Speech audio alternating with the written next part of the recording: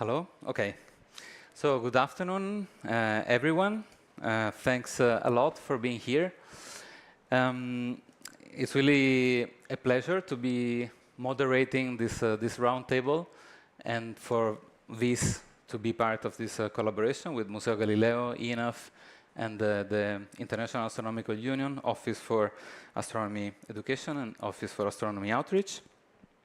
The Commissioner General for Italy at Expo 2025, the Ambassador Mario Vattani, is sorry. He would have liked to give a brief introduction, but probably he will give a salute, hopefully.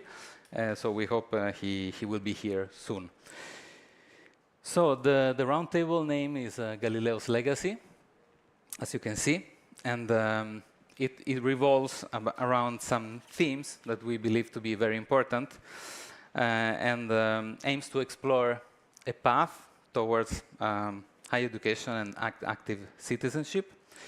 So we believe that this process begins from the schools with high quality science and also specifically astrophysics education. And the ultimate goal also is to have excellent research and very high quality scientific outreach. This to develop an active citizenry equipped with critical thinking skills. So this is the idea that we had from the beginning when we started thinking about this roundtable, especially with Caterina Boccato and with Roberto Ferrari. We live, as you all know, we live in a kind of critical time, very, it's changing very rapidly. I remember reading that a very popular, the CEO of a very popular search engine was estimating that in 2010, humanity, mankind, was producing in 2 days as much information as all that produced from the primitive age to 2003. So just in 2 days. So we live in a time in which there is an explosion of information. It's estimated that every 2 years it doubles. And of course, it runs faster than how knowledge is evolving. Knowledge is always increasing, but we believe that it's very important to bring the knowledge on this sea of information and to give to the population the critical thinking skills to be able to select and understand what is good information from disinformation. So just very briefly, the main objectives of this roundtable is to emphasize the importance of the historical approach in science and astrophysics education to understand the process of knowledge construction and technological development. Also to present innovative educational methodologies. These are all things that we will see during the roundtable because we will have experts talking about it. And then to also highlight the crucial role of scientific and technological outreach and the new opportunities that are provided by new digital tools, especially immersive visualizations such as virtual reality. And then we would like to define the concept of science diplomacy and the impact on building conscious and active global citizenship. So we would also like to create a discussion and a cross-fertilization between the panelists that I will now introduce and that bring to the table different skills, different backgrounds, different points of view. And we would also like for everybody that is invited here today to participate. And if you have any remarks, questions, feel free to make them during the discussion. So we are all part of the same discussion. Just a very quick introduction about about VIS, because you all know, like INAF, Museo Galileo, they're established since many decades and very important. VIS is very young. So I'm Marcos Valdez, I'm an astrophysicist, and I did research in theoretical cosmology. I was in Japan in IPMU for 2 years, from 2009 to 2011. Then I went to Scuola Normale Superiore, still doing investigation in astronomy, and also starting to coordinate an outreach project, so on science communication. So Scuola Normale was communicating the kind of research that it was doing to the population. And it went so well that we decided in 2019 to make a spin-off out of this project. The spin-off would keep the same name, which is Virtual Immersions in Science, VIS. And the aim of this spin-off, the mission, would be to make science beautiful, to communicate science and make the people understand that it's beautiful. It's not boring, it's not difficult, but it's fascinating. Here we bring one of the reasons for which we started conceiving the idea of this roundtable is Galileo VR. The image there is taken from Galileo VR. Some of you have tried it already. It's an experience, a virtual reality experience, so it's immersive. You're in a virtual world. It lasts about 10 minutes, and it explains, well, it narrates in brief the life, the discoveries, and the trial of Galileo Galilei. And it's a project that we developed in partnership with Museo Galileo di Firenze, and now it's a pleasure to have Galileo VR there at the museum, exhibited in one of the most important history of science museums in the world, and the only one that has the two actual existing telescopes used by Galileo Galilei. So if you go to Firenze, to Florence, please go and visit. And also we have the pleasure to donate two VR headsets with Galileo VR to the Italian Institute of Culture of Osaka, and here is the director, Andrea Rauso, so it's a pleasure to bring this also to Japan. Okay, so I would now call to the panel all the speakers of today. So the first is Roberto Ferrari. Prego, Roberto. He has a PhD in management, is an expert in research and cultural policy, and is currently the executive director of Museo Galileo in Florence. He is formerly director of the Culture and Research Directorate of the Tuscan region. And at Museo Galileo, he's committed in connecting world-class scholarship in the history of science with the wider public, leveraging advanced technologies for both research and communication. And then we have the pleasure to have Akihiro Tomita. Please join us. Tomita-san, you can sit here. Yeah, just. So he's a doctor in science in astronomy, a professor in the Faculty of Education, Wakayama University, and he's the chair of the National Astronomy Education Coordinator Japan team under the Office of Astronomy for Education, OAE, of the International Astronomical Union. Then there is Kelly Blumenthal, who is a PhD in astrophysics from the Institute of Astronomy for Astronomy at the University of Hawaii at Manoa, and Masters of Education Policy and Management from Harvard's Graduate School of Education. And she is currently director of the International Astronomical Union Office for Astronomy Outreach at the NAOJ, the National Astronomical Observatory of Japan in Mitaka, where she has the opportunity to continue her work on science communication on the international stage. Then we have a panelist, Lucio Angelo Antonelli, astrophysicist and INAF member of the INAF Board of Directors. INAF is the Istituto Nazionale di Astrofisica, the National Institute for Astrophysics in Italy. He is formerly director of the INAF Astronomical Observatory of Rome, and he's chair of the local organizing committee of the IAU General Assembly in 2027 in Rome. And he's active in the field of very high energy astrophysics, cosmic rays, and co-principal investigator of the international project aimed at the realization of the large size telescope for the Cherenkov Telescope Array Observatory. Then we have Motoko Kakubayashi. She's a master in physics and trained as a journalist in New Zealand, her native New Zealand. So since moving to Japan in 2010, Motoko has held positions in science communication at the Science Media Center of Japan, the Science and Technology Agency, where she worked with scientists and the media to communicate science clearly to the general public. So very fitting here. So she joined the Kavli IPMU Institute, as you can see from the T-shirt, of the University of Tokyo in 2015. And she continues to communicate scientific research to different audiences. And she's also being a correspondent for Radio New Zealand. And then we have Karen Makishima,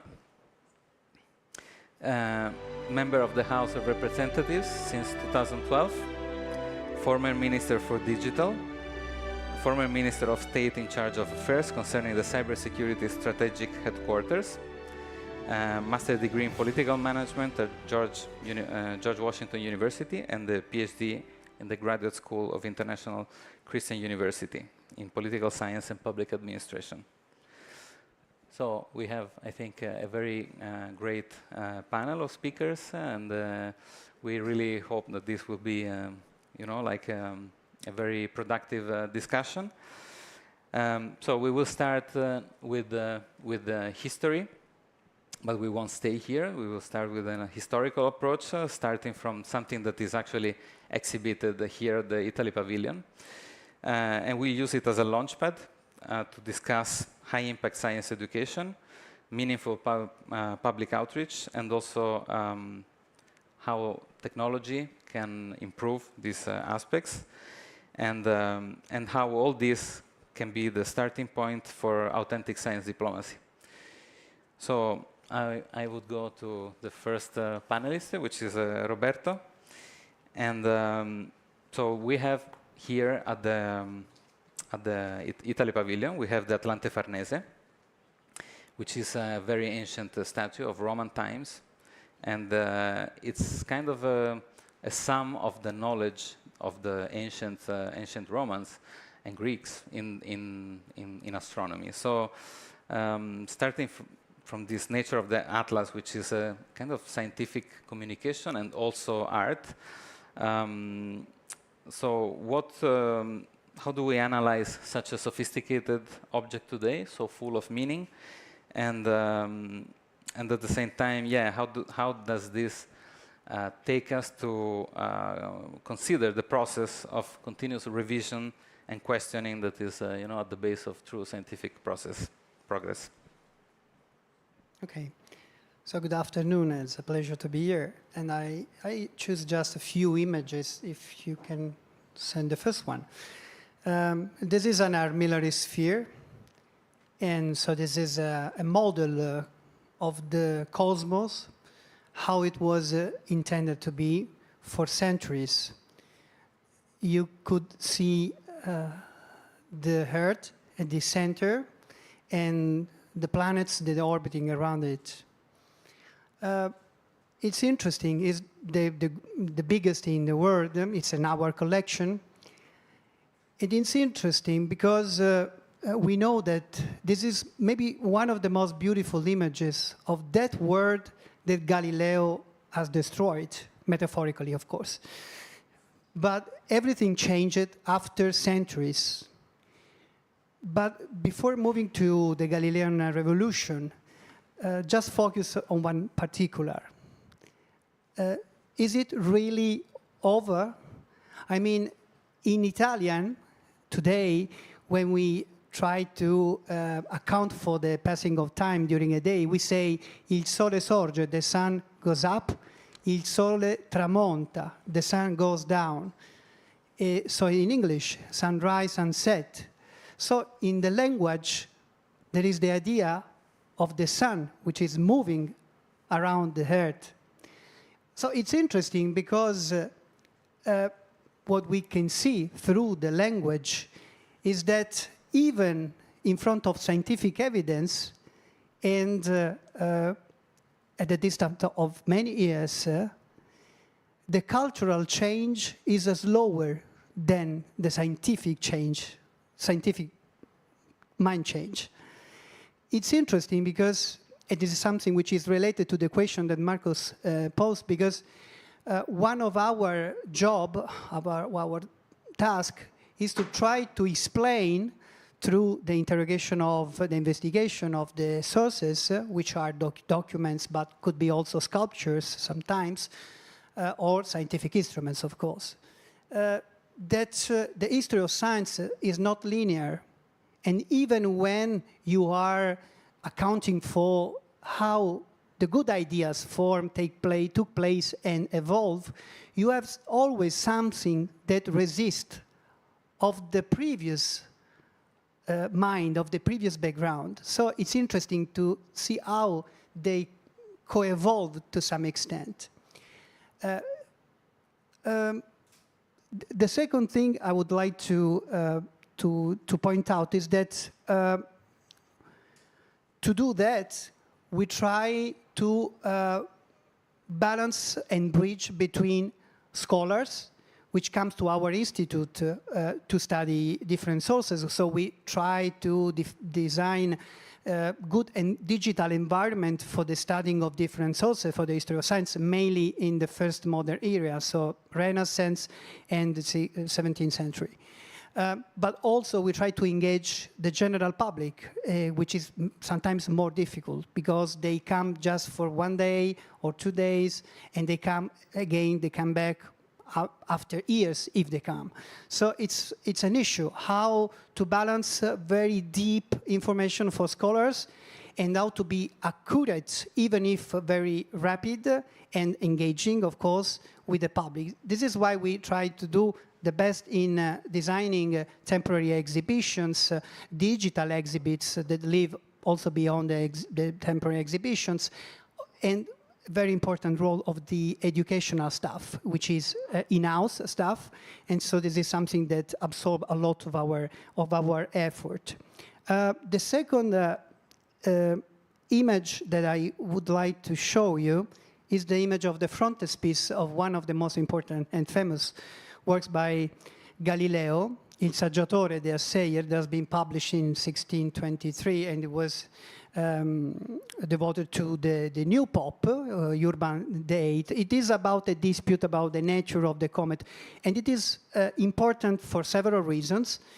Is the book in which there is the famous phrase about the nature as a book written in mathematical terms. So you need to know this alphabet in order to understand nature.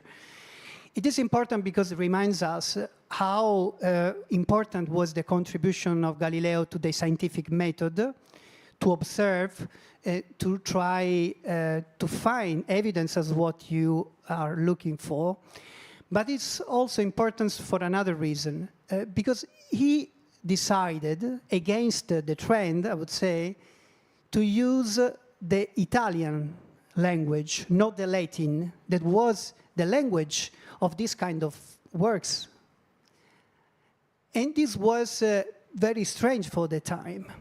Not entirely new, because the humanists in Florence did the same 2 centuries before, but for classical studies. But nobody has done, like Galileo did, this kind of work. And it was maybe aimed to 2 main aims. Sorry for. So the reason was twofold.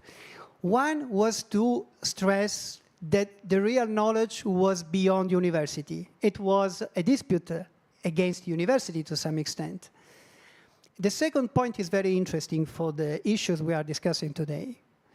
He decided to use Italian because he wanted to reach a public which was usually taken out of this kind of works.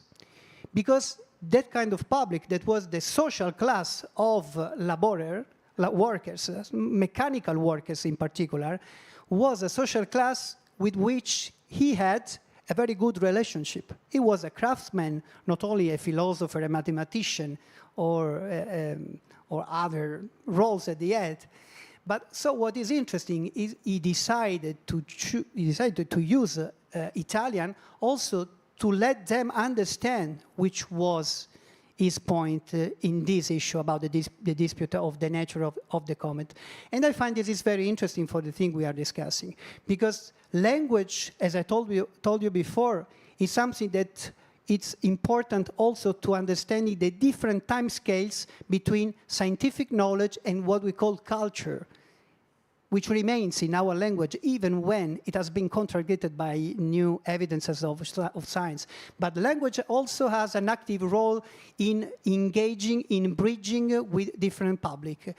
And so when he did this, he did something which was revolutionary, because that social class has been for centuries considered not deserving any about scientific thought or something what was important. So these 2 things I think are particularly important. And what we try to do, for example, in the case of the atlas, and I will come back to this point maybe later in the second turn, is that it's important to let people understand how rich was the scientific thought even in ancient times. There is a prejudice about the richness and the cutting-edge research of antiquity, and we try to balance this prejudice. And so, for example, the globe, which is held by the Atlas, is very important because it allows us not only to appreciate how beautiful it is, but also to better understand how sophisticated was the knowledge, the astronomical knowledge of that time. What we see in that globe is what Hipparchus studied, maybe the most important astronomer of the antiquity, and it's very interesting for many reasons. So our point was to show through a 3D model that will be in the Archaeological Museum in Naples, show the screen next year, in order to understand that beyond beauty, there was a scientific thought that was very, very sophisticated and updated for the time. It's rough. Thank you. Galileo was a really science communicator, like also the dialogo sui massimi sistemi del mondo. Form of dialogue also is to engage the public, so really it's really interesting. And the second question is to the panelist, Professor Tomita.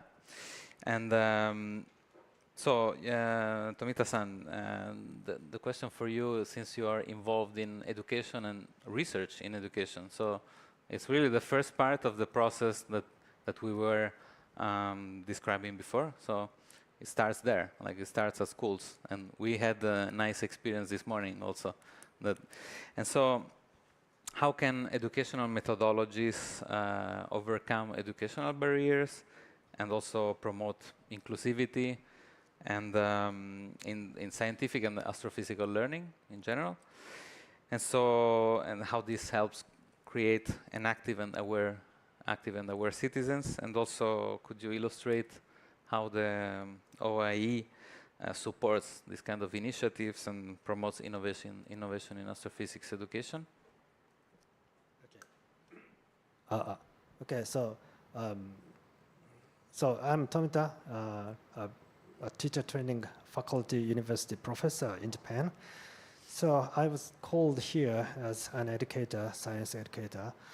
The first, I will talk a little bit about the morning session. So it was very interesting, very active. So much active and interesting than expected, I thought. And I will also talk a little about the OAE, because you mentioned about the Office of Astronomy for Education.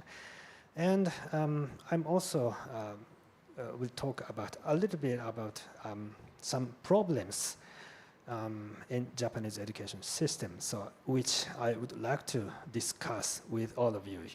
So first, okay, so this is my, okay, here. This is my physical parameters. And if you are interested in later, so please email me. This is the email address. Okay, so please go to the next slide. Okay, so first I would like to introduce a little bit about the OAE.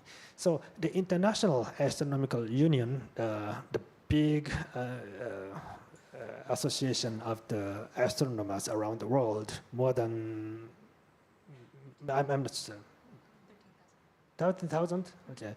So many astronomers from many countries, so a very big consortium. So the IAU has a big goals for research and education. So promote research and promote education worldwide. To achieve that goals, the IAU established some offices, including the Office of the Astronomy Outreach And among them is Office of Astronomy for Education. So this is OAE. The name is important. Not Office for Astronomy Education, but Office of Astronomy for Education, meaning that how astronomy can contribute to better education worldwide. So this is the great message from the OAE. So this is the screenshot of the top page of the OAE website. So the About Us and the NAEC means the National Astronomy Education Coordinator, and the sentence notes. So these are the structures of this office. And left down, improve your teaching. Okay, so this is the great resource provided by OAE, and in the write down the resources. So OAE provides many resources and materials. Okay, so please go to the next slide. Okay, skip this slide and the next slide.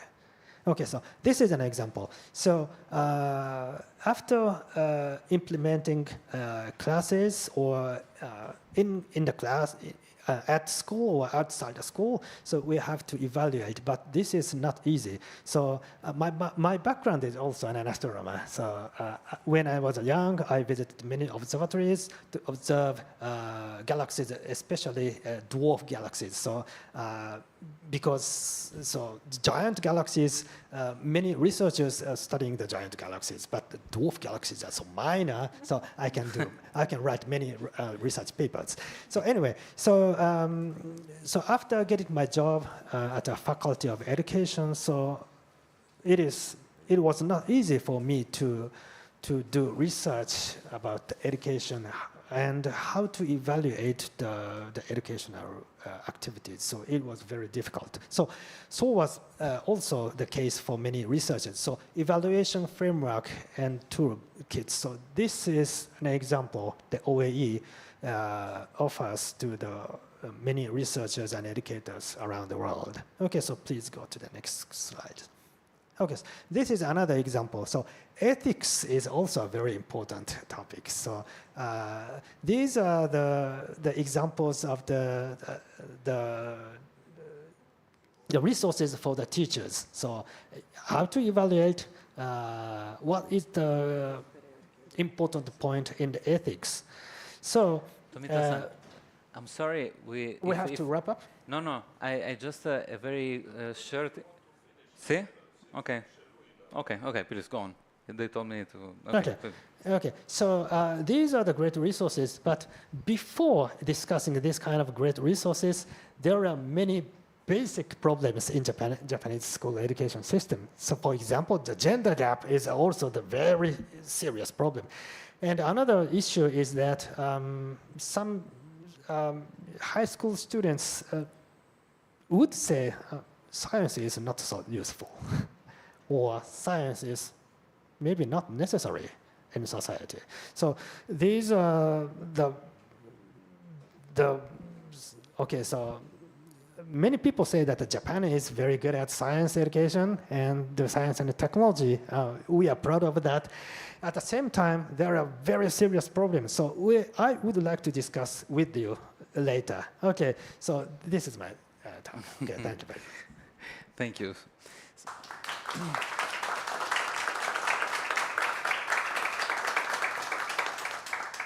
So it's a pleasure to have here the Commissioner General for Italy at Expo 2025, Ambassador Mario Vattani. So I would give him the word for a salute.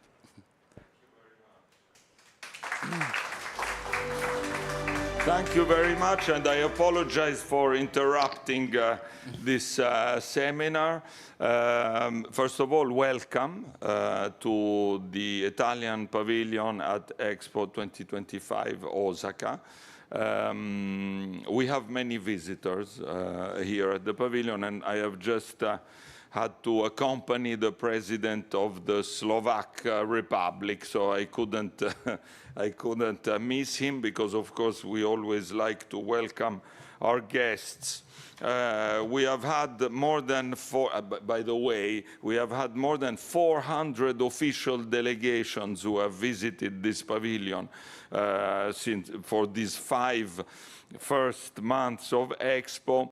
We expect even more in the end, because as you know, when you have these international events, the tendency is to try to visit before it closes. So we are in the last weeks of our activity. You know that this event, and we are very happy that we could organize this event, and I'm very thankful to the organizers, to INAF, of course, Angelo Antonelli, Caterina Boccato, Roberto Ferrari, who is the scientific director of the Galileo Museum and also a friend of a very good friend of mine in Sicily, who has also sent me a message. So you see, we are very well connected to our home country.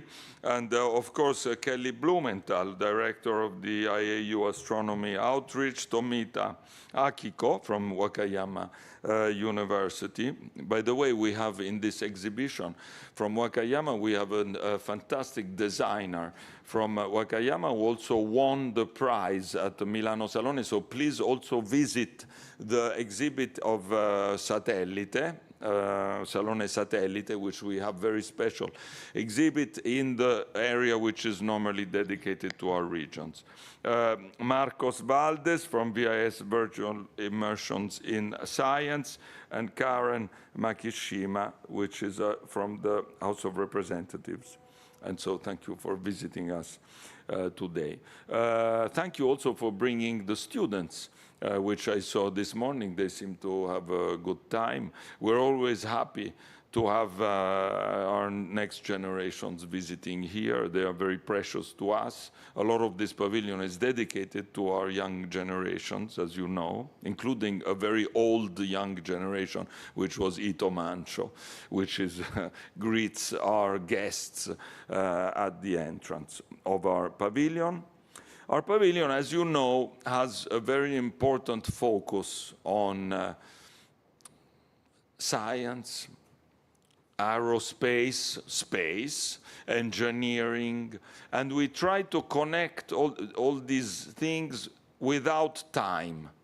This is not a pavilion that talks about the Italy of the past or the Italy of the future. This pavilion talks about Italy, and also of Italy-Japan relations. So this is the theme of our pavilion, which has nothing to do with time, because time doesn't really matter. After all, Renaissance is an example where modernity went after, in time it went back to what was learned from our Hellenic and Roman masters. So time is relative.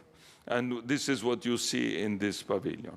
So I won't be able to be with you all the time, because we also have our president, Casini, who is coming, who was already president of the Chamber of Deputies and will be with us tonight. So we have many guests, but I leave you with a very prestigious company, which is the director of our Cultural Institute in Osaka, which I thank, because we have worked together during these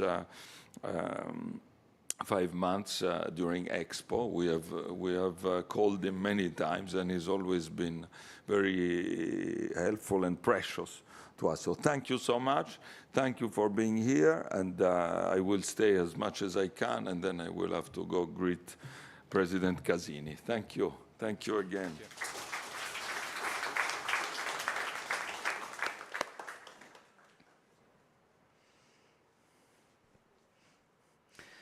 Okay, thank you, Commissioner General, and thank you also, Akiko Tomita, for your previous intervention. So there are some more slides that you had prepared, but maybe you will use them later. I don't know if. Okay, so okay, so the next question is for Kelly Blumenthal, the director of the IAU Office for Astronomy Outreach, and so in your role, it's well, I would say that probably one of your missions is to engage the public with astronomy, towards astronomy. And so, since we're here also because of this endeavor of Galileo VR that we made with Museo Galileo, so using this as an excuse to talk about it, but we think that technologies really bring some really interesting opportunities to science communication and engaging also more the public. So what do you think is the impact of such new technologies such as VR and extended reality in promoting citizen participation in science and really engaging more than it was possible before? Well, thank you for inviting me onto this panel. I'm glad to be part of this conversation. I'm the director of the Office for Astronomy Outreach. We are a collaboration between the International Astronomical Union, just like the OAE, and the National Astronomical Observatory of Japan, based in Mitaka in Tokyo. And one of our main goal is to engage the international public in and with astronomy and try to get as many people interested in astronomy as possible, as many of those 8 billion people on the planet as we can find. And we do that in a number of different ways, one of which is through direct public engagement through our national outreach coordinators. So just like Tomita-san said, that there's the National Astronomy Education Coordinators, there's a similar network for the OAO, that's the National Outreach Coordinators, and basically taking all of the materials and information that we provide as an office and propagating that out into the different networks that exist throughout the world to kind of snowball this engagement with astronomy as far as possible. And we also do this through professional development of astronomy communicators. So providing development opportunities through our journal, through our conference series, through training, through a community of practice, to try and get as many people who are already interested in astronomy communication and science communication and give them the tools to do that better so that they can go into their communities and make sure that the people in their local area, the people in their region, have the opportunities that other people in other parts of the world might have. And so when we're talking about innovation, I think when I was thinking about this question, I was wondering quite a bit about the divide that might already exist between people who have access to technology and do not have access to that technology, who have access to something like a smartphone and who do not, who have access to internet or who do not, and how technology might widen that divide between the people who have access already and who will have more access moving forward with more innovation and more new, exciting, innovative technologies, and those who already don't have access, who then maybe can't continue to find those resources moving forward. And I think what is innovative about innovation is that it really needs to meet people where they are. And it needs to understand the people who need the material, who need the new technology, and find out ways to reach them in new ways that we haven't yet thought of, to find ways to engage people with technologies that might not have had prior access to or really knowledge of, and try to provide that technology in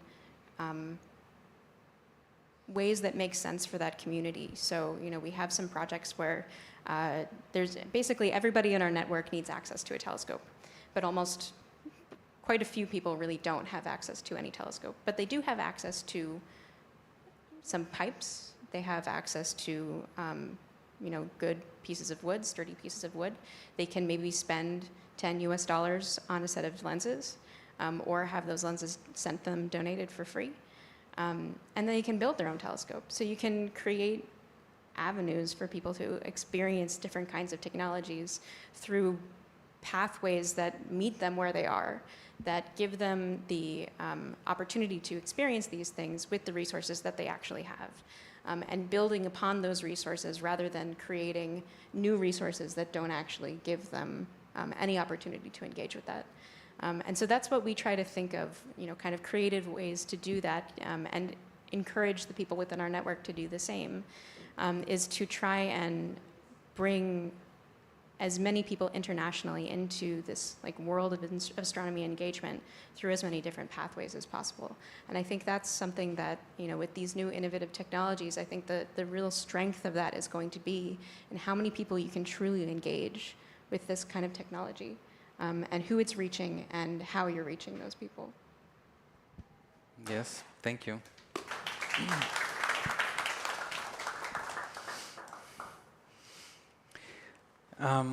So the next point of view that we would like to bring to the table is the one from a research institute. So in this case, it's INAF, one of the partners of this this collaboration.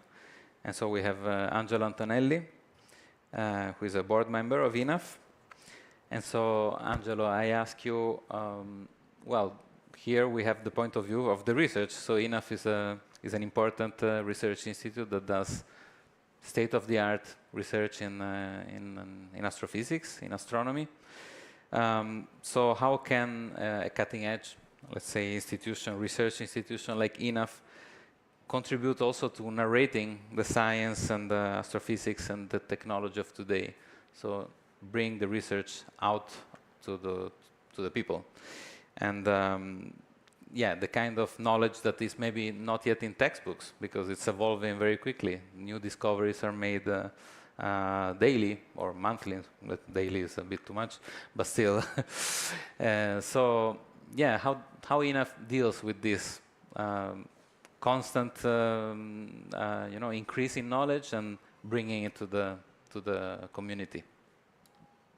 Yes, first of all, thank you very much for the organization of this event. I think it's very important.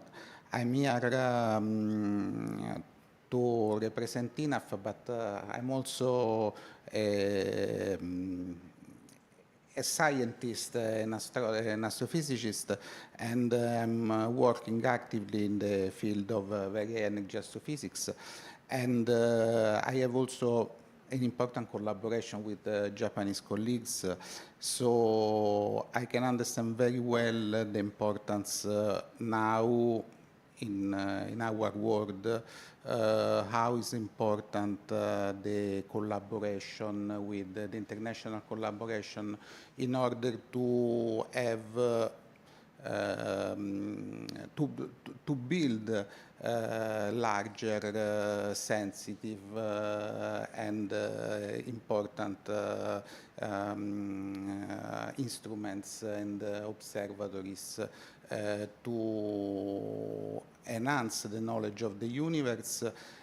And of course, it's very important also to communicate this our work, to communicate our results and the importance of our results to everyone, because we are participating in the enhancement of the culture in general. So this is important. I just prepared some slides to present my institute, because in Italy astronomical research is done in universities, but also in the National Institute for Astrophysics, that is the research institute dedicated to astrophysics.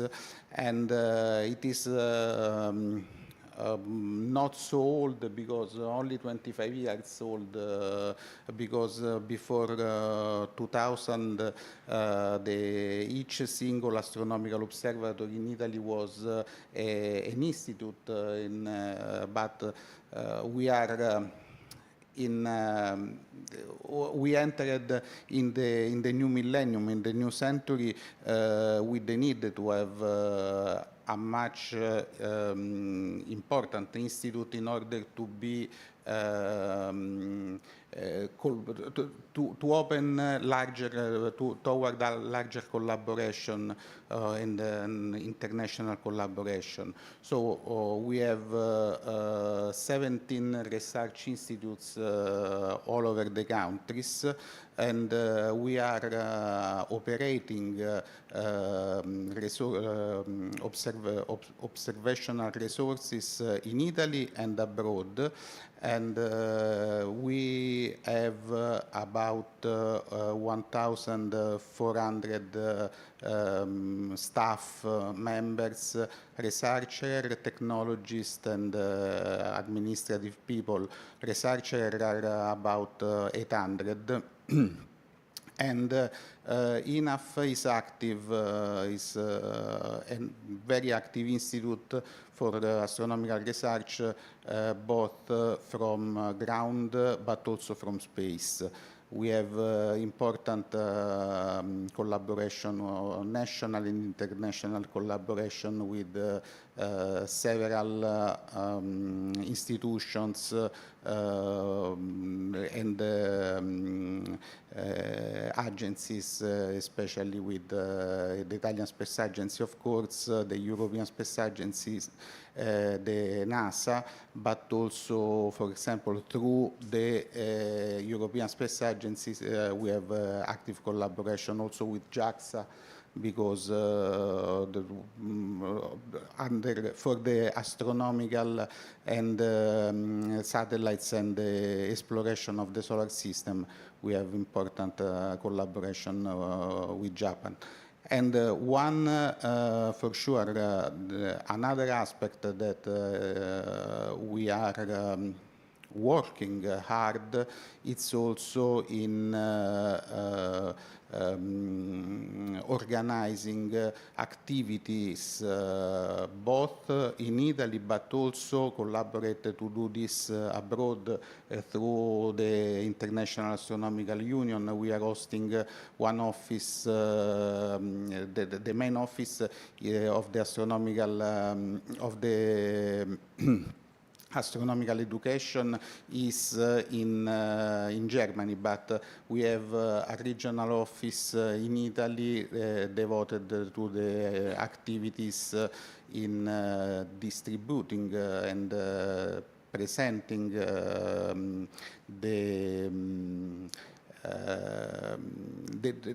to use astronomy for educate and young generations and enhance the knowledge of the universe, starting from young people. And also we have a lot of initiative regarding the outreach. And as I told you at the very beginning, for us, the international collaboration is now very important. Italian astronomy is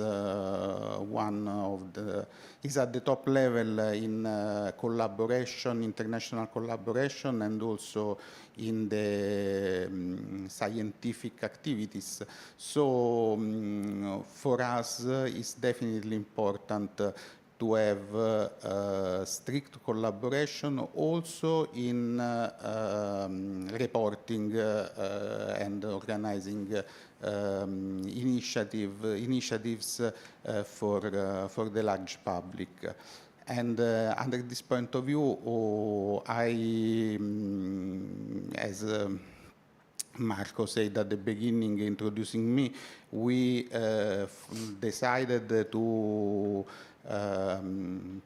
we asked to host the General Assembly of the International Astronomical Union in Italy in 2027. This will be a very big effort for us, for our community, because the General Assembly is really demanding, not like an expo, but for the astronomical community is very important. The General Assembly was in Italy. The very first was in Italy in 1922. Then we had another one in 1952, so 73 years ago, and it was now time to have this, and it will be important for all of us, for the whole astronomical community, to discuss the enhancement in science, but also to discuss how to communicate this enhancement in science and in culture. So, under the point of view of an active institute, research institute, is very, very important to have not only science and not only technology, but also it's important to have the tools to better communicate our results, not daily, unfortunately, but weekly, let's say weekly results.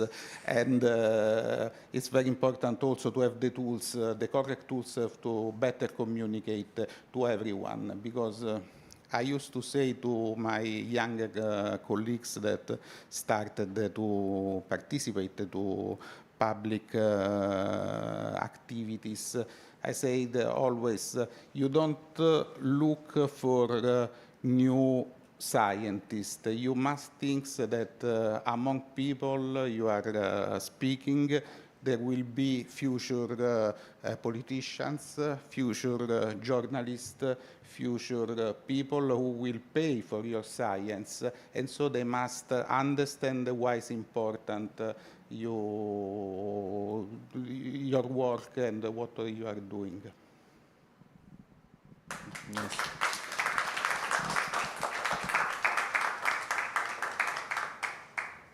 Thank you, Angelo.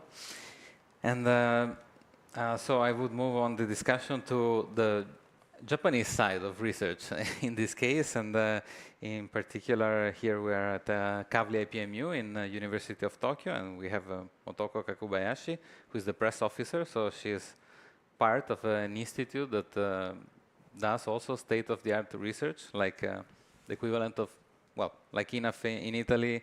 Tokyo University is one, of course, of the main universities in Japan, and IPMU is an excellence institute and very international. I had the pleasure to be there 2 years, so it was very good to be back, by the way.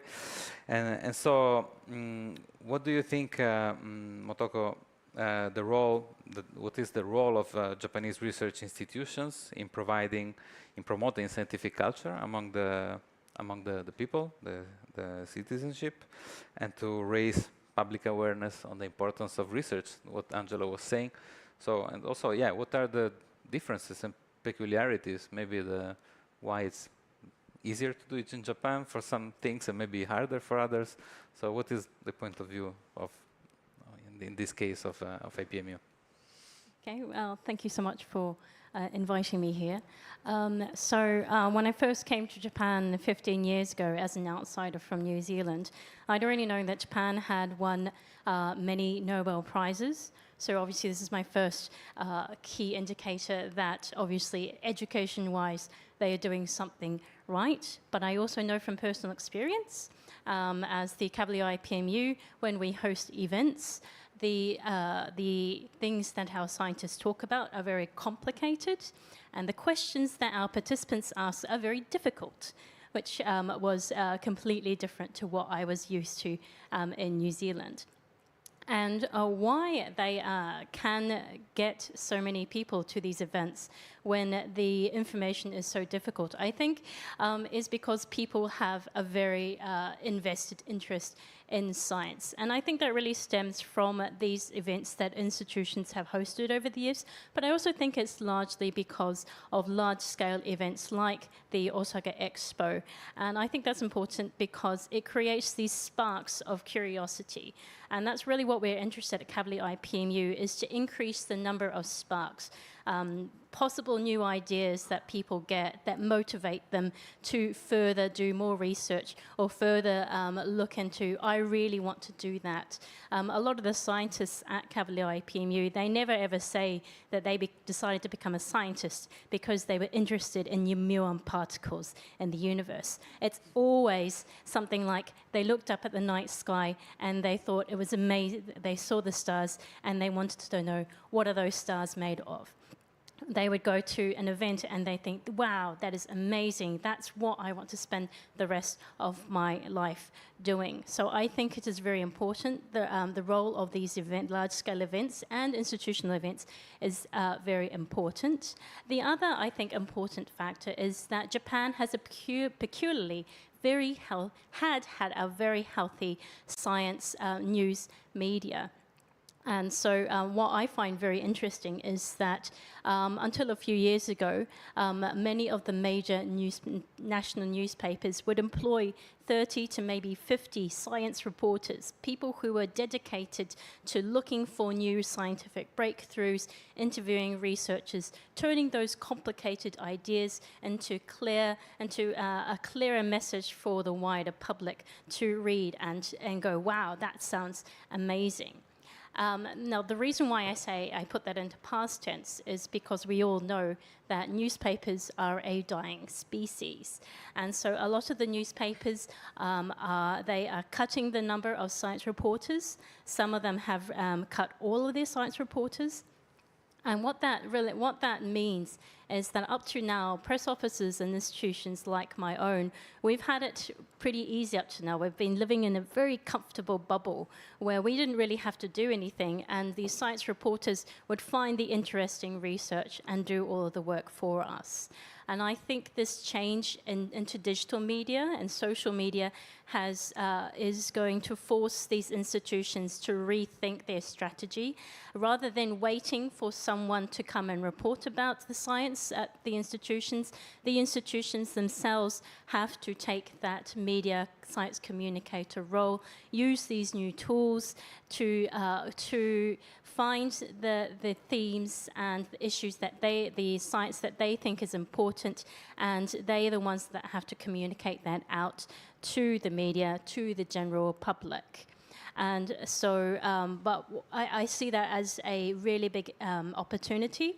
So what we have done at the Galileo IPMU, and I know that several other institutions are beginning to do this, is we are starting to host events that aren't just for everyone, although that's very exciting because, say, at one of our last events, we had a huge variety of different people there. So we would have say, a 13-year-old girl who dreams of becoming a physicist was in the audience, and she was sitting a few seats next to a retired mathematics teacher who chose to go to community college to learn more about advances in mathematics. I think that's all exciting, but we, as an institution, we also need to start hosting events that look at more targeted, have more targeted goals. So one of them would be to close the gender gap. And so we host events with women only. So we invite women high school, undergraduate, graduate students. We prepare a panel of women scientists. We create a safe space for those women to talk about issues that they might be uncomfortable asking their male professors or their male teachers about. We are giving more opportunities for our overseas researchers to communicate science in Japan. So we do English events without translation to give our overseas researchers more opportunities while they work here in Japan. And we also collaborate with artists to explore new ways in which we can make science more relatable to a wider audience. But I think there are many, many other ways that we can do this, and I look forward to talking about that. Thank you. Thank you. Yeah, I think I found just the same when we were doing the original VIS at the Scuola Normale. We found out that really people are fascinated by science. We were doing events and so many people were showing up and they were hungry, they wanted to learn. And if you give them what they're looking for, That's really makes a difference. And it's really nice what you said about the sparks, because yeah, indeed, like people maybe pursue a career in science because they read a book, a science communication book, or maybe they went to an event, or they had a great teacher at high school. Usually, that's the main reasons. Thank you. And now I would pass the word to the last panelist, Karen Makishima. She's the member of the House of Representatives of Japan. So now here we're on the level of politics, Yes. which is, I would say, the highest level where decisions are taken. So it's of course a very important point of view to bring to the table. And so how do you feel that in politics it's important to promote science communication and this kind of considerations that we're making today? And also we're interested also to discuss the topic of science diplomacy, in the sense that it can be a tool for unite to address complex global crises. This has happened in the past, like there was a space diplomacy. And what are your considerations about these topics? Thank you very much for having me here tonight. It's a great pleasure and honor to join this panel. I'm not a scientist, but as a PhD holder, I like to mention the critical thinking is important among the students or among the scholars, and also among the politicians in Italy and also in Japan too, globally. And also, when you ask Japanese people the image of Italy, maybe many Japanese will mention wonderful food, great wine, or fashion. But Italy should be remembered as the nation of science too. So this event should be the turning point for many Japanese to remember the concept of Italy. So thank you very much for organizing this wonderful event. And I did enjoy the VR, the Galileo's legacy. And as a parliamentarian and as a politician, I like to mention one of the examples of the use of the metaverse or the VR political way. We did the political gathering at the metaverse. Wow. And what happened there? That was surprising to us. And because of the security reasons, even in Japan or even in the United States and maybe even in Italy, we should take the distance between the prime minister or minister's presence and the audiences. But we like to talk to the people very closely in person. So metaverse was effective because every person in the metaverse could stand in the first row and listen to the speaker's speeches. And there was very much active gathering. And also, some of the audiences mentioned, I am a pregnant woman, or I do have little children with us.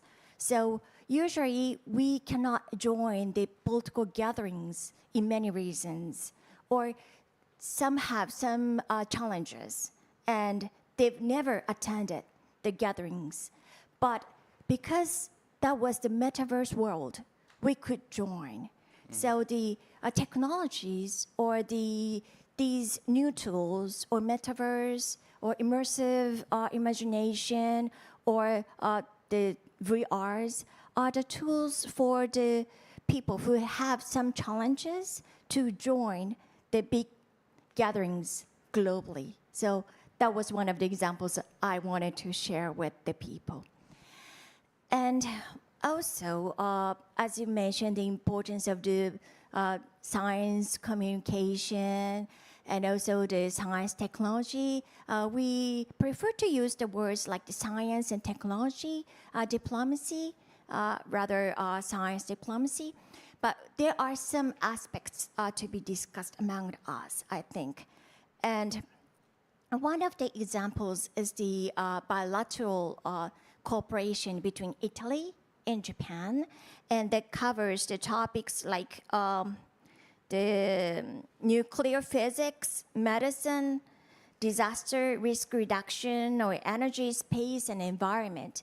And especially the disaster management and disaster risk management are the strengths of the Japanese science diplomacy.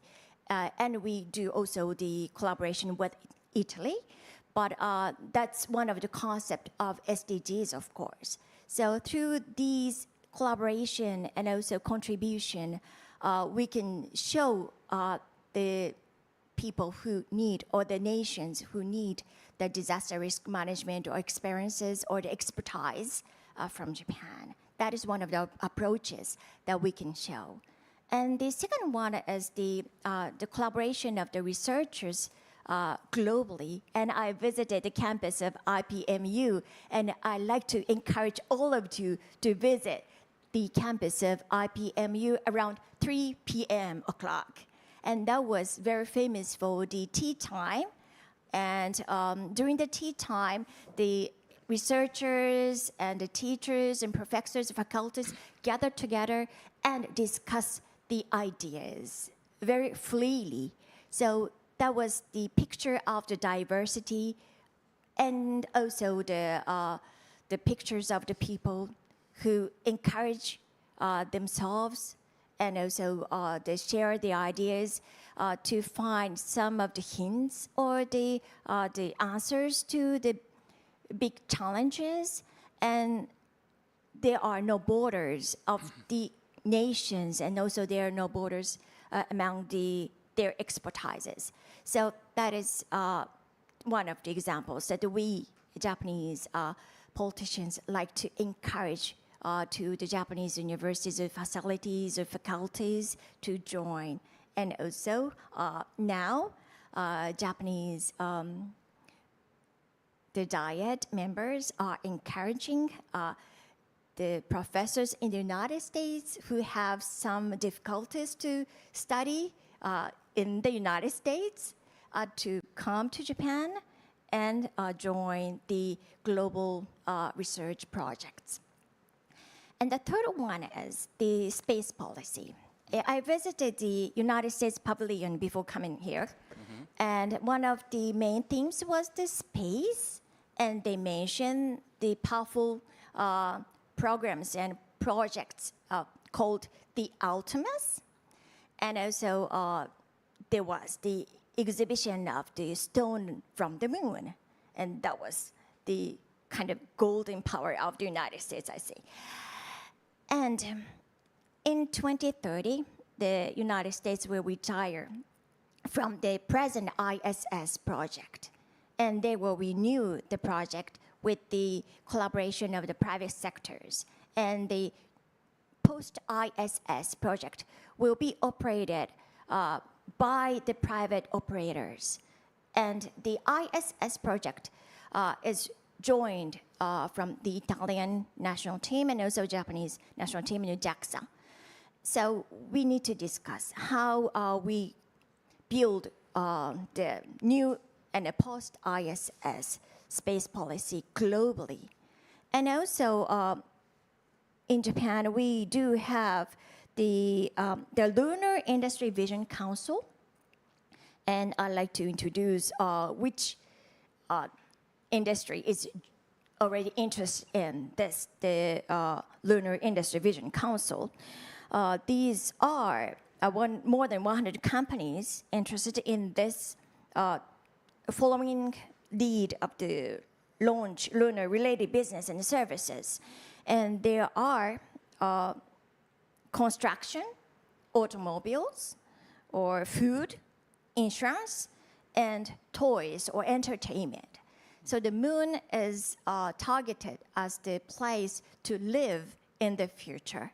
So, of course, when we live in some moon or maybe other, we might have other options, but when we live, we need the houses.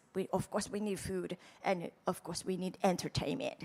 So already Japanese interest and also industries join these space policy globally. So these might be one of the examples of the science and technology diplomacy of Japan. Thank you. Thank you.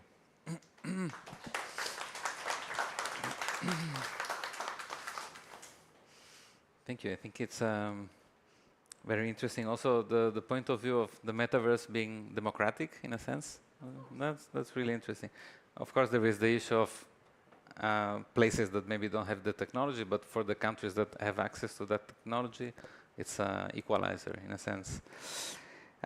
So thank you for this first round of questions, and I would ask the audience if they want to, if they have some questions, observations, they can make it now, or we can go forward and make another round here with our panelists. But if you have any question, please feel free to just raise your hand and you can make a contribution. Just okay, also later. So now we would proceed like we were thinking of making like a transversal question to all the panelists. So which is considering your respective fields, because we have so many different skills and experiences. So we have history of science, innovative teaching methodologies, outreach and immersive outreach, research in astronomy, and also politics and science diplomacy. So how do you see the synergy of all these different components, all these different areas for cultivating critical thinking in the citizenry? So how do you feel it's important for them to blend and to have a common message or a common strategy? And so I will go back to Roberto, and so we can do a second round. Okay. Well, difficult question, but let's try. The jellyfish pavilion here at Expo reminded me a story which is interesting, I feel. When in the 60s, the last century, the marine biologist, Japanese biologist Osamu Shimomura, am I right? When he discovered, he was interested in the light of a specific jellyfish, Victoria aurora. And he discovered something that was so important that he didn't know how revolutionary it was. And this green fluorescent protein that has been later, 30 years later, has been used for the study of the cells and for other applications. I feel that it's a story which reminds us how important is curiosity-driven research, which is the base of science. We are accustomed to listen to the public discourse and public policies about science and funding of science, which are very more and increasingly more related to technological applications. But history reminds us that the most revolutionary innovations came from curiosity-driven research, curiosity-driven science.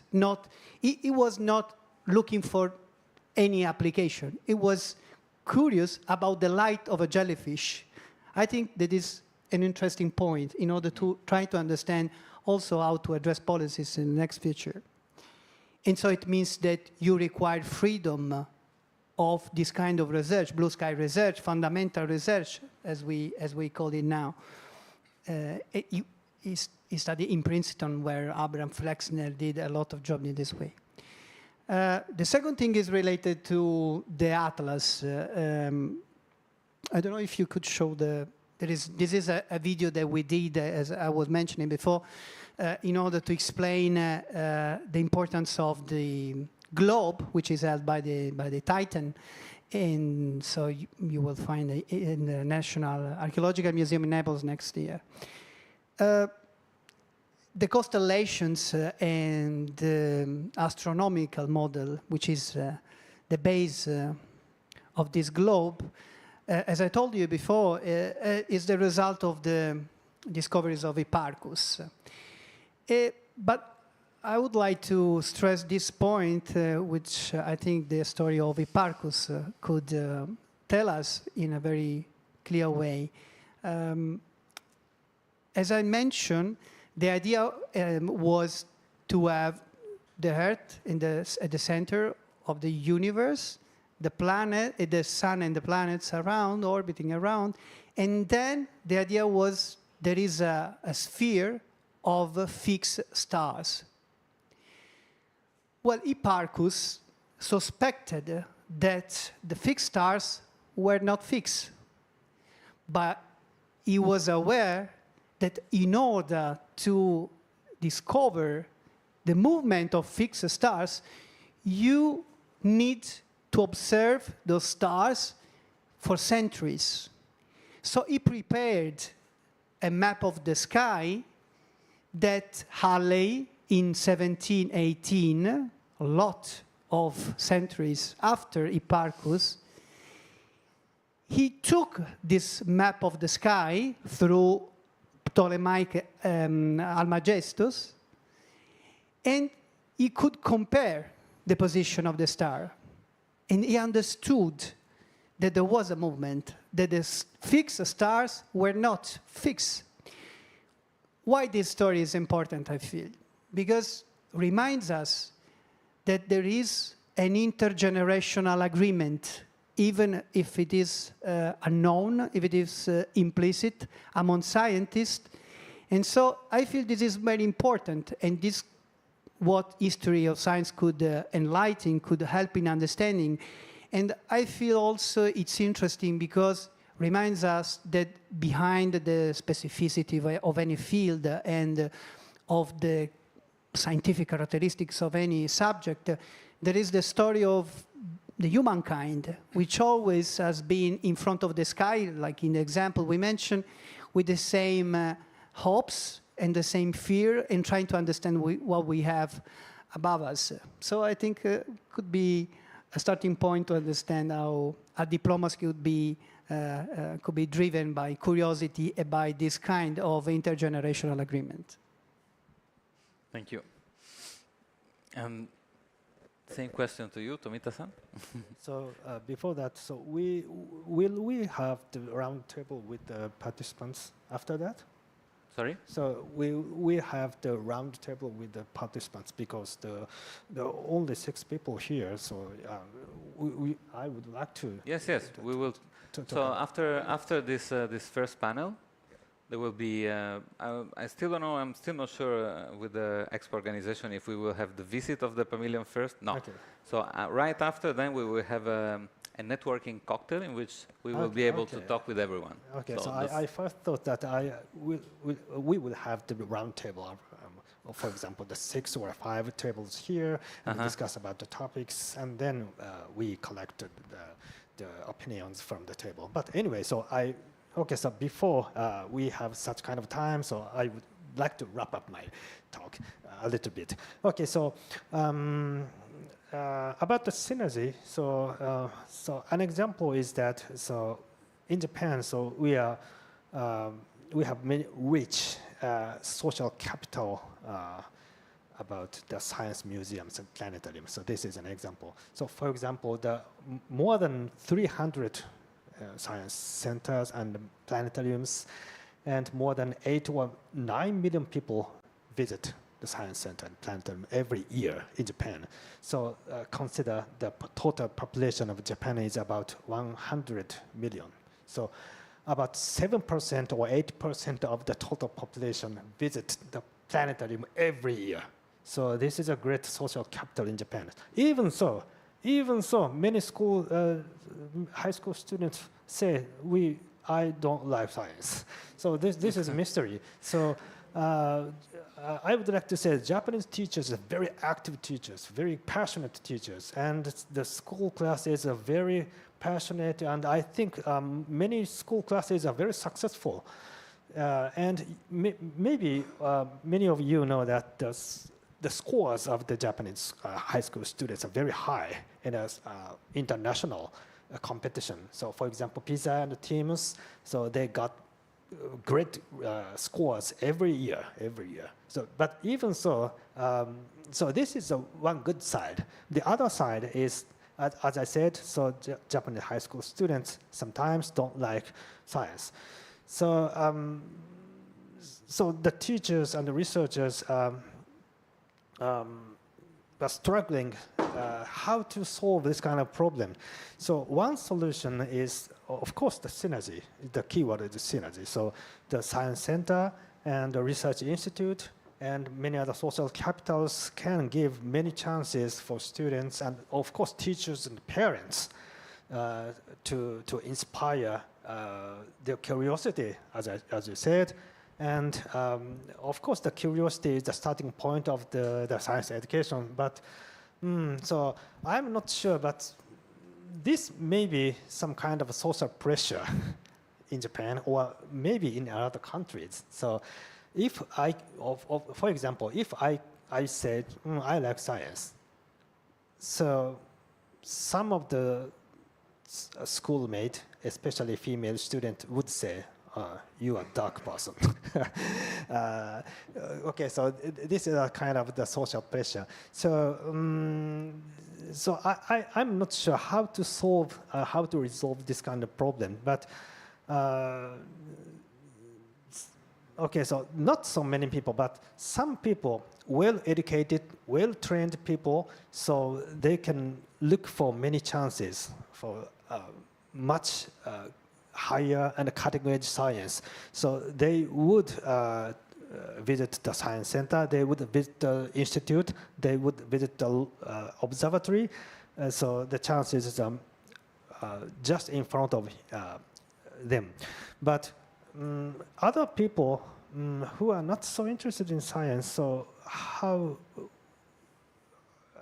we can encourage such kind of large part of the people. So this is a problem. So for example, the participants here are all well-trained and well-educated and highly inspired people. But also there are many other people in Japan and in other countries so who are not so interested in science and education and technology and diplomacy. So this is a problem. So the school teachers are struggling every day how to encourage, how to inspire. But of course, I know that the keyword is, one of the keywords is synergy. But I would like to discuss how to encourage such kind of people much more. Okay, so I would like to finish my talk with this kind of question to discuss with you later in a coffee time. Thank you. Thank you. And so, Kelly, what do you think about the question? Well, this is actually a question that we talk about quite a bit with the different offices of the IAU. So there's the Office of Astronomy for Education, there's the Office for Astronomy Outreach, and there's also the Office of Astronomy for Development, the same Astronomy for Development, using astronomy as a tool to promote development toward the Sustainable Development Goals. And one of the things that we try to figure out how to do really effectively is bridge between all three of our offices and work together in a way that promotes societal advancement through the proliferation of astronomy. And I think one way that I think about it, kind of at a much higher level than maybe what you're thinking, Tomita-san, you know, on the student level, but on a higher level, or a zoomed out level maybe, you can't have astronomy in schools without having the support of policymakers. You can't have the support of policymakers if policymakers don't know about science. And you can't have people who know about science without having astronomy in schools. So it's this big cycle that all works together. And so you can't just promote one without promoting the other. And you know, on our side, in terms of astronomy engagement, it's not just about engaging kids, which is great. I mean, you know, we want to encourage kids to think critically and to get excited about astronomy and get excited about science in general, but it's also about making sure that they're parents are engaged with science, and engaging adults in education and continued education as well, to not just try to reach the younger generations, but also the people who have kind of these entrenched beliefs and ideas, and approach those from a very particular direction and try to address them as well as you can. And I do think that if we try to engage each one of these, and there's probably more points along this cycle that we need to think about, but if we try to engage all of these simultaneously with the support of people at each level, I think we would make a lot more progress than we have maybe right now. Yes, thank you. Yeah, indeed, I think it's a circle. So if you break the circle somewhere, you get the problem. Yeah. Angelo? Yes, it's. I would like to, in order to answer, I would like to go back to the concept of the cultural diplomacy and scientific diplomacy, because this is very important. I was impressed about the fact that you say that Japanese people has an idea of Italy, and it was interesting because, of course, the message that each country propose abroad is, in some sense, representative of the cultural aspect of this. Let me say that probably in the Far East countries in Italy, Japan is better known than other countries of this regional area, because Italian people love Japan, and also they probably Italian people knows more about Japan than other countries, like, for example, Korea, in which we started now because there are a lot of in television you can see a lot of series made by Korean, and I think that the cultural diplomacy is very important, because we can go beyond the education in each single country through the enlarge the knowledge to better know what happens in the other part of the world, and how it is managed the education in other countries. So I think that for scientists like us is important not only to collaborate. The collaboration is very important, as I told at the beginning, to build larger observatories, better instrumentation, new satellites, to think to live on the moon or on other planets of our solar system, but like Mars. But I think that is important also to how to better live on our planet. And in Italy, we have, I think we have a cultural bias with respect, we discussed today, with respect to science, because we are deeply immersed, deeply inside the classical culture. And this is something that is taught since the early years of our schools. So the approach to science is quite different. And I think that under this point of view, it's important to have this kind of cross-fertilization approach with other countries, like Japan or like other countries in the world, because such a cultural biases can be eliminated exactly through this kind of discussion, through this kind of approach. And let me say, it's very important the role, for example, the International Astronomical Union that is exactly want to do this, but also the national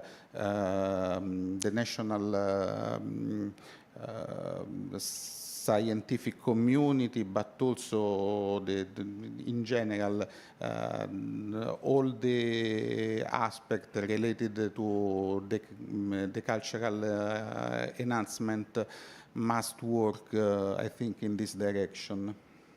Yes, thank you. Yeah, it's interesting that you switch from scientific diplomacy to cultural diplomacy, which in the end is the same thing. It's the same because, yeah, it's like you say, it's a kind of prejudice to think that science is not culture, and yeah, it's knowledge. Let's say it's knowledge. This is the Italian bias. Science is not culture, because for us, since we are very young, they teach us in the school that the culture is literature, culture is arts, culture is history. This is the Benedetto Croce thought. Yes, and also people, it's very often they say kind of proudly, oh, I don't understand anything about mathematics, but they wouldn't say, oh, I can barely speak Italian. So it's kind of strange. Okay, Otoko? I think in terms of synergy, I re-emphasize things that many of the panelists have already said, that science cannot move forward unless it has the participation of many different players. To use a sports metaphor, you know that you can build a very strong team if you have a larger pool of players to choose from.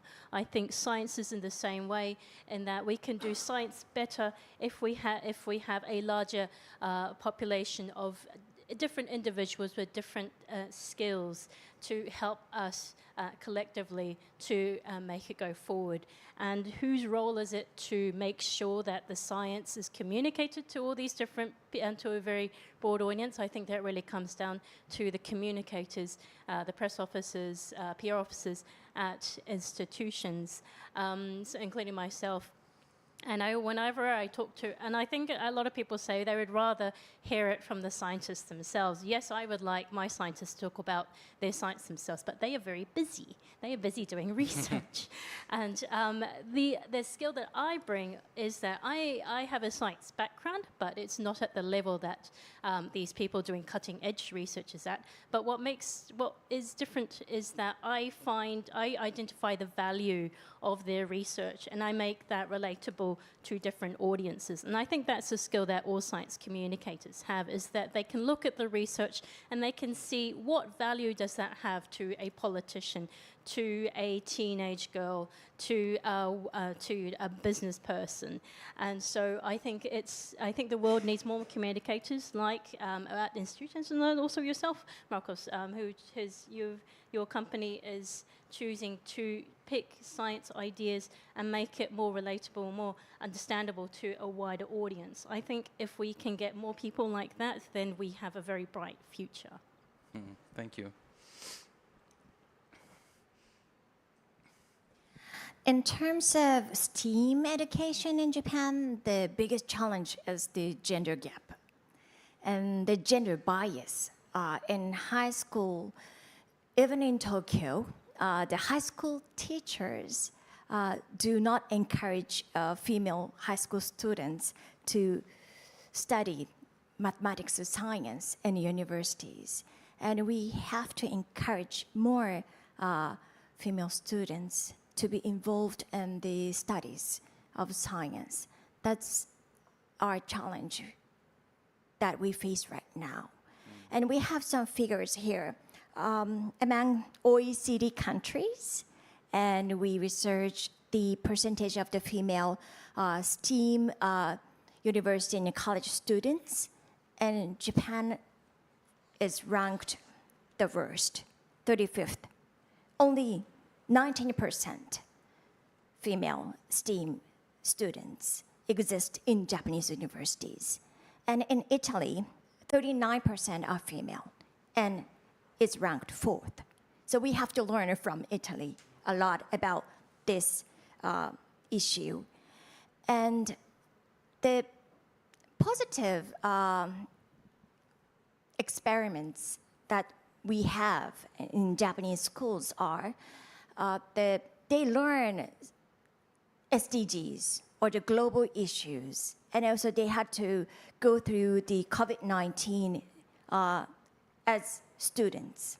So they have some concerns of the global issues, and they have the will that they have to solve the global issues by themselves. But maybe we do not teach them how to solve the issues or the challenges of the globe.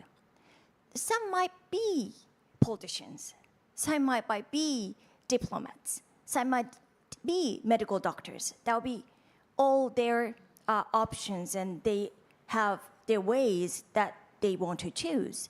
But being a scientist can be one of the ways to solve the global problems. We should focus on the topics more in Japanese schools, I think. Yes, actually, it's maybe from your numbers, it seems Italy is better than Japan, but even Italy is not that good. Like for instance, at the university that this is a spin-off of, it's always very difficult to have female students. Like they take very few students per year, just about 60, very selective, and some years there are just no female students. So it's and yeah, it's a question of thinking where should we intervene, like in which part, from the education or from the policies. It's really a complex topic. And also, when you say that researchers are very busy, yeah, that's true, but still they should understand that part of the research duty is to then communicate it. And I think Galileo really was an example in this sense. Like he was a communicator, because he, like Roberto was saying, he wrote in Italian, which was very revolutionary for the time because he wanted to communicate with people. And also he was finding for ways to make his writings more engaging. And that's what we're all, I think, trying to do here. So it's I think it's a very good effort being here all together and you know, like thinking of ways. So very last thing, like each of you, if you would have the magic wand, what is one action where you would intervene to make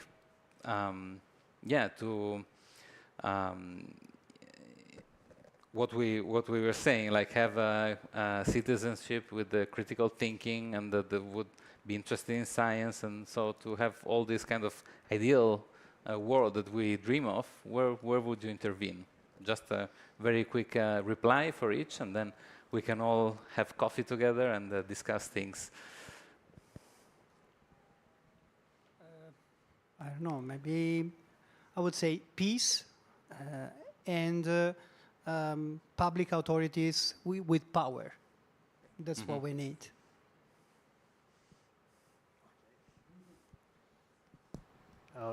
Okay, so first I forgot to say thank you again for the morning session for the high school students. So I think that was a good example to solve many problems. The student realized that the research project is very collaborative. So they did their job regardless of gender. So the male students and the female students worked together to solve problems. And they also found the importance of having many ideas, even though it is not probable, but proposing many ideas is very important. So after proposing many ideas, so they discussed which was more probable, which was not so probable.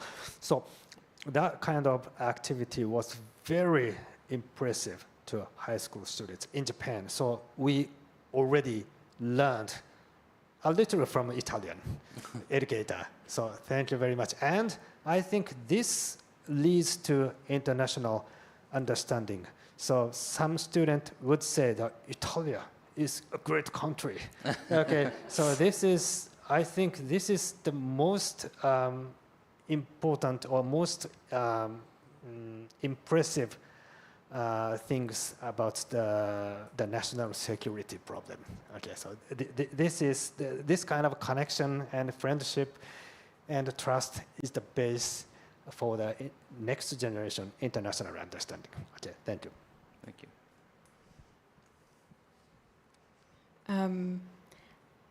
I think a lot of the places where inequities within science education and scientific knowledge, critical thinking come in are greatly impacted by the social inequities, economic inequities that exist, that things like the Sustainable Development Goals are trying to address. So if I had a magic wand and could wave my magic wand at anything, it would be at the SDGs to solve all of them so that maybe we can move forward with a more equitable distribution of knowledge. Angelo, you have a magic wand. I don't know, I would like, but no, I think that it's important to have yes, peace. First of all, it's fundamental, but in order to reach a peaceful world, it's important, I think, that the education of the young generation, the possibility to teach everyone that the different cultures are a great opportunity and not something that is dividing, but is something that should bind together. And I think that under this point of view, science is probably the common language, can be the common language, because science, in science it's easier to find common fields for the discussions.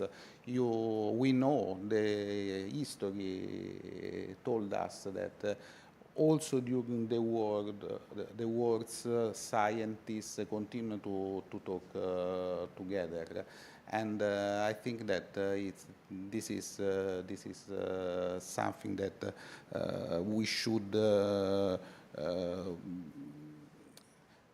should convince everyone that this is the right way to go ahead, and in particular the young generations.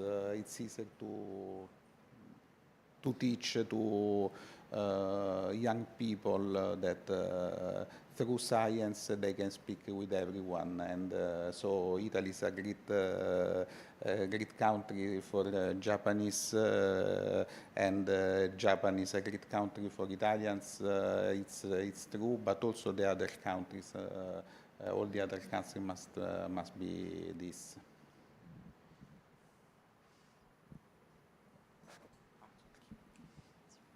If I had a magic wand, one of the things I always say is I wish someone very important could say how much science means to them, to their organization, to their country.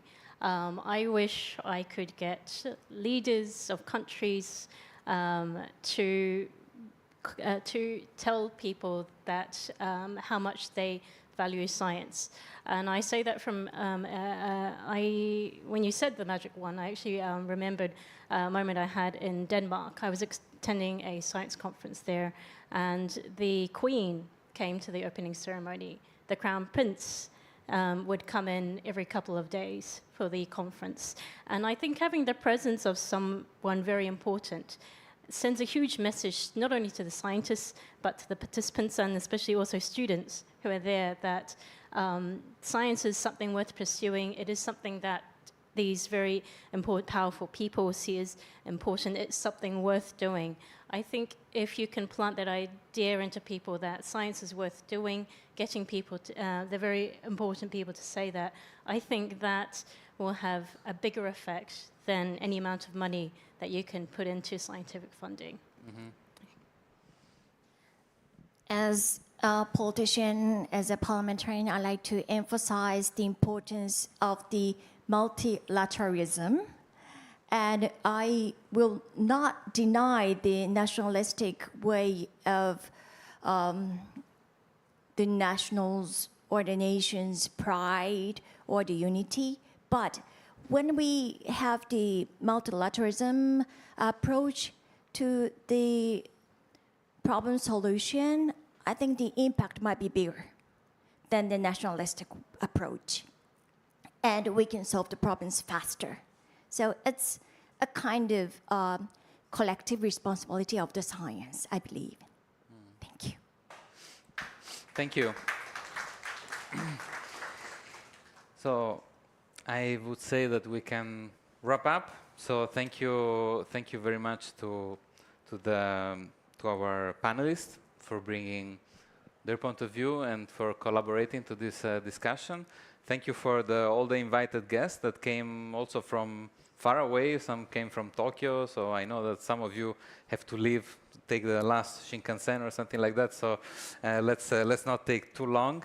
And I think, yeah, we're kind of doing here in this room what we're looking for this synergy. We're looking for this synergy. So already all the people in this room can make a little difference. So I think it's very good that we had this conversation, and let's keep having the conversation more informally with the drink, and maybe collaborations will come up, and hopefully we will keep following the Galileo's legacy in the best of ways. So thank you very much, and also during the coffee you can experience Galileo VR if you want. So you can also see this collaboration that we had with the Museo Galileo. Thanks again to everyone.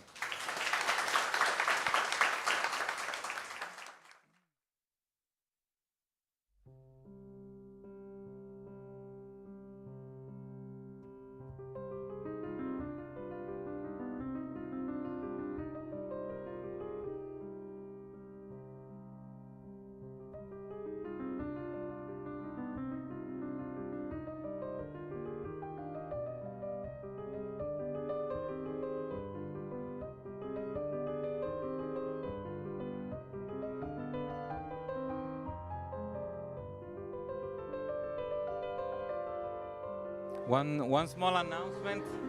So one small announcement after the cocktail. But it's not working. Oh yeah. Okay. One small announcement after. Okay. One small announcement after the coffee. There will be the visit to the Italian pavilion, and they will be divided in 3 groups: 2 Japanese-speaking guides and 1 with English-speaking guides. So afterwards we will visit the pavilion.